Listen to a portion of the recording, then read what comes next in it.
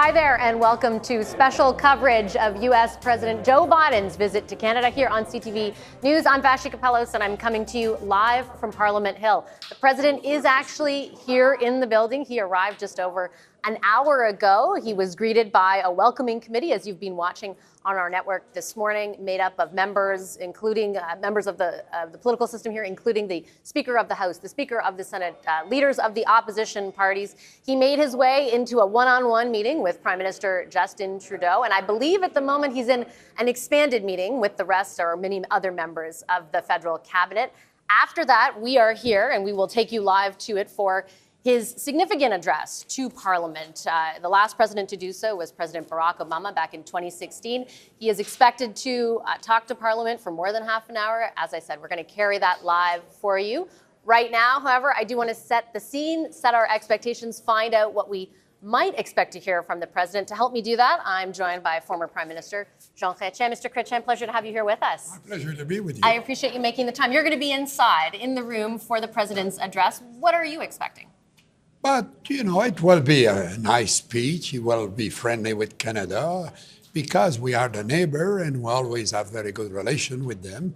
We have problems, and everybody has problems in life, so it's not surprising when you're two nations. But he always been a friend of Canada. He has been in politics for even longer than I imagine. And that, you know, I've met him in Ottawa. Mr. Trudeau had received him when he had just quit as vice president. Yes. And I think that he must be very happy to be with us today. What's your impression of Joe Biden as president? But I have a lot of sympathy for him because he was a professional politician.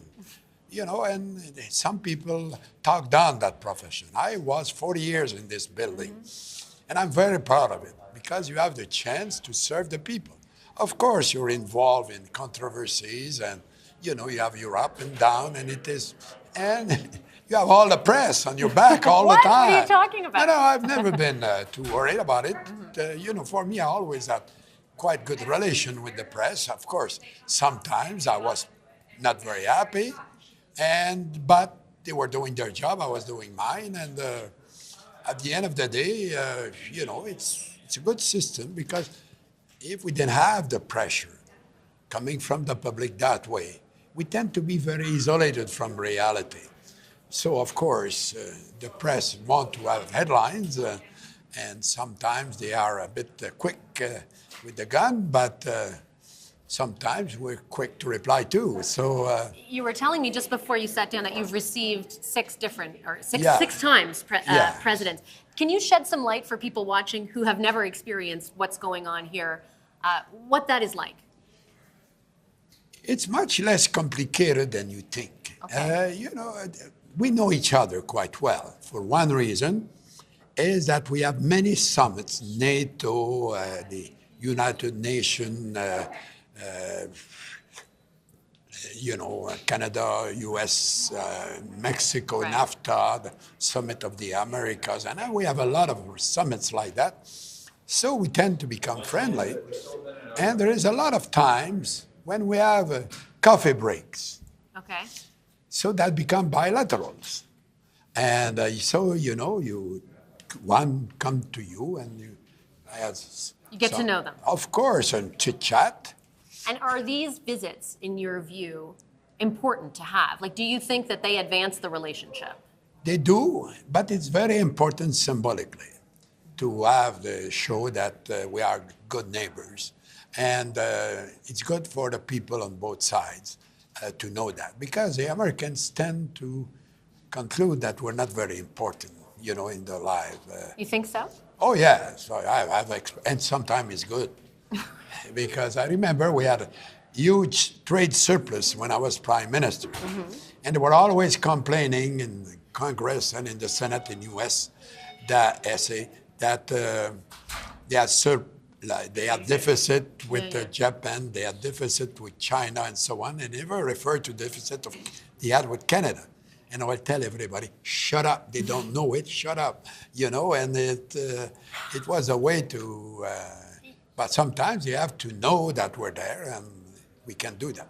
the relationship, as you know, probably better than anyone, goes through ups and downs, peaks and valleys. How would you assess the nature of the relationship between our two countries right now? I don't see any big problem. There is no big problem that, there's always problems, but nothing major. And there seems to have no fundamental disagreement on anything at this time. So that's good.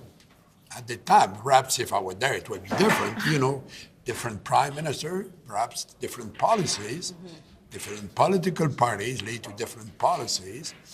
But now these days, there seems to have no big cloud over the scene. There are some people in the White House who were, when they were talking about the visit and the address, were saying, the thing that we most want is to talk about defense and security. And in particular, there's some pressure on Canada to spend more on defense. What do you think about that? Are you surprised? I am not surprised. No, Are you? No, it's always a problem. We never satisfy them that way. And fine, we're a different country. We have different priorities and different obligations. And I had the same problem. And, they always want us to spend more on defense. We do, when it is possible. But we don't take on the responsibility that they do themselves. They are the policemen of the world in many ways, so they have to pay for it. We don't pretend that we are. The argument they make is sort of like, well, you can't always rely on us to take care of everything. How would you counter that, or what do you say in response? But we have different policies, different priorities. It's worked since 1945. During the Great War in 1939, we were in Europe with soldiers 3 years before the Americans. You don't know that. I know that. So we were first there. We're not running away. But we have different priorities, different way of governing. And, and I'm not surprised. When I was elected in 1963, we had the same speech coming from the Americans. Anything else specific that you're looking forward to? I know you're heading to the dinner as well this evening. And just for everyone watching, the address happens, and then the two leaders will take questions from the media. Later on, there's a dinner, and you But it depends who is next to you.